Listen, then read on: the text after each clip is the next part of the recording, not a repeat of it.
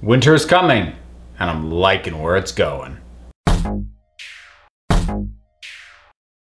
Mockingbird. This season continues to just blow me away. It's all steadily moving forward. There's a great building climax to the season as a whole, but each individual episode still manages to be really entertaining unto itself. Now, this episode doesn't have the big set piece that the last episode had, but it doesn't matter because even though it's largely building towards what's going to be coming next episode, and the setup that they're giving us is fantastic, even though it's all building towards something else, it's still really great to see everything going there and seeing where everything's evolving to. Some of it is very clear you see where it's going. Some of it is a bit more, oh, okay, that's new. And it's a nice mix of the two. It doesn't feel overtly like twists, but it doesn't feel completely predictable either. It's a good balance. At King's Landing, Tyrion has to deal with the aftermath of what happened at the end of the last episode, and it leaves him in a bit of a vulnerable place and an interesting place just to see where this is all playing out for him. He has a really good scene with Bronn where they just do what they're always great at. Bronn giving the guy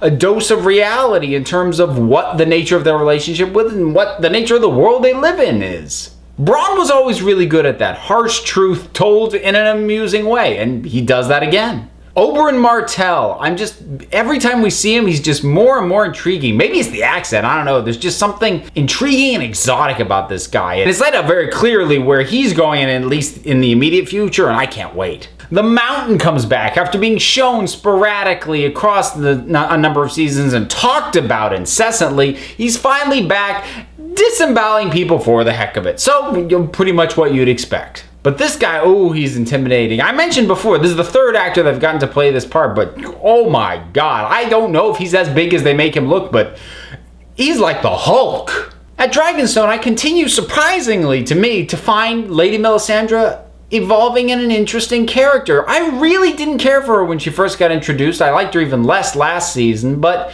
you know what? She's really got some depth to her, and as much as she is a true believer in this Lord of the Light and all of that, she has a pragmatic side. She has a practical side. So she's not just this one-dimensional fanatic. That said, the fanatic role seems to now being taken on by Stannis' wife, who, I'm not going to say she's bugging me, but I'm like, you're going to be a problem. And I know you're going to be a problem because nobody is as devout as you, as blindly as you, and doesn't end up being a problem. Up at the Wall, I am having a little bit of issue. I am, again, starting to actually enjoy watching Jon Snow, which, again, surprises me, because like Melisandre, I didn't really care for him before. But I'm liking where he's going, man. I like how he's evolved over time. Unfortunately, the obstacle they've now gotten in his way is just, it's so blatant and it's so obvious and it's so generic. He just keeps butting heads with the new head of the Night's Watch, and I look at this guy and, you know, I just think to myself, God, will you just either wise up or die? He's like the mayor in Jaws. You're just there to keep the people who know what they're doing from doing a good job of it. You need to go away. And I understand from a storytelling perspective, he's a necessary obstacle, but it's such an obvious way to stall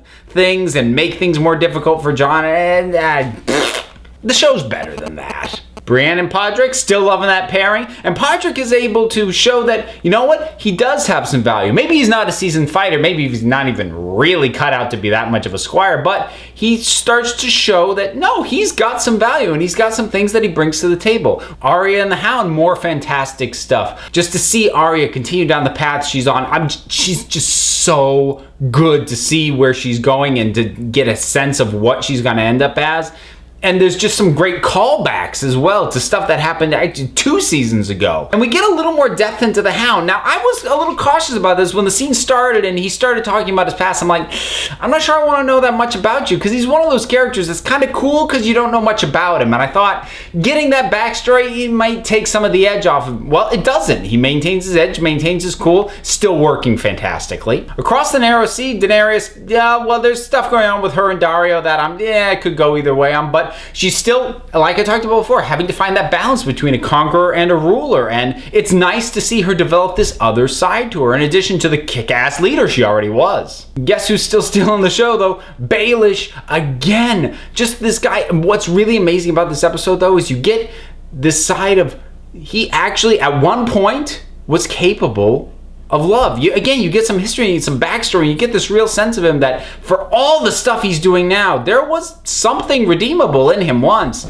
I'm pretty sure it's gone now, though. So just where everything ends at the end of this episode, where everything's pointed to where it's going, I could not be more excited for the next episode. And like I said, just this season overall is just really got me back into the show. The last season, yeah, I got a little iffy towards the end of it there, but I'm really loving this. Oh, you know what? I want to give a shout out to some of the kills in this one, because you know what? Last season we got brutalized with a lot of really hard, difficult to watch kills.